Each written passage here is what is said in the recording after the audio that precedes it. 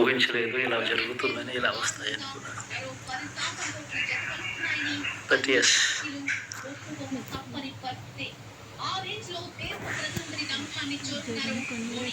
అమ్మఒడి అందుకున్న 53 లక్షల మంది తల్లులకు మంచి చేసినాం. పిల్లలు బాగుండాలి, వాళ్ళ చదువులు బాగుండాలని తాపత్రయపడుతూ అడుగులు వేశాం. మరి అక్క చెల్లెమ్మల ఓట్లు ఏమయ్యాయో తెలీదు. 66 లక్షల మంది అవ్వాతాతలకు, వితంతులకు, వికలాంగులకు గతంలో ఎప్పుడు జరగని విధంగా మంచి చేశాం. వారి కష్టాల్లో తోడుగా ఉంటూ, వారి కష్టాన్ని అర్థం చేసుకుంటూ,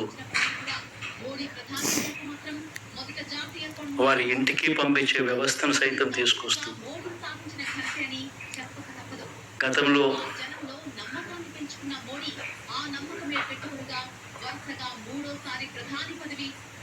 మా ప్రభుత్వం అధికారంలోకి రాకమునుపు ఇస్తా ఉన్న చాలని పెన్షన్ నుంచి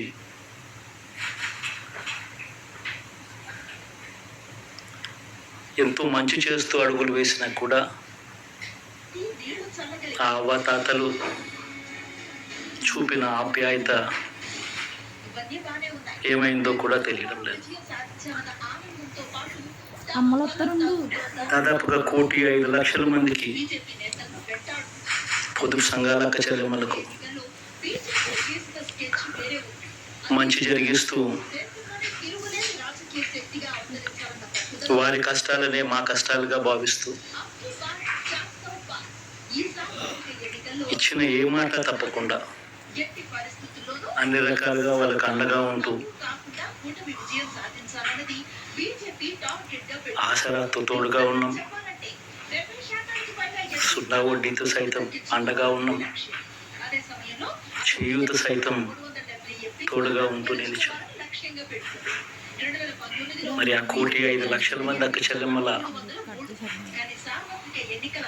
ప్రేమాభిమానాలు ఏమయ్యాయో తెలియదు. 26 లక్షల మంది చేయూతను అందుకుంటున్న అక్క చెల్లెమ్మలు, వారి ఆప్యాయత ఏమైందో తెలియదు.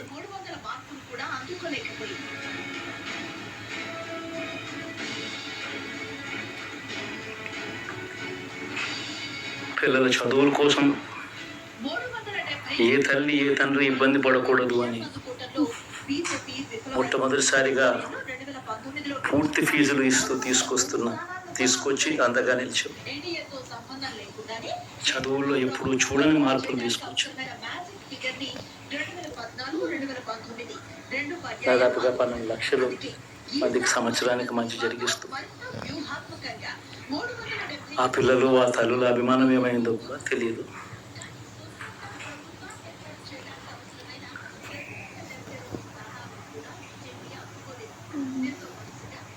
దాదాపుగా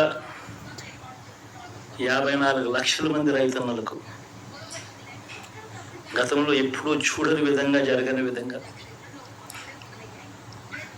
పెట్టుబడికి సహాయంగా అందించే కార్యక్రమం మొట్టమొదటిగా జరిగింది మన ప్రభుత్వం వచ్చాకే.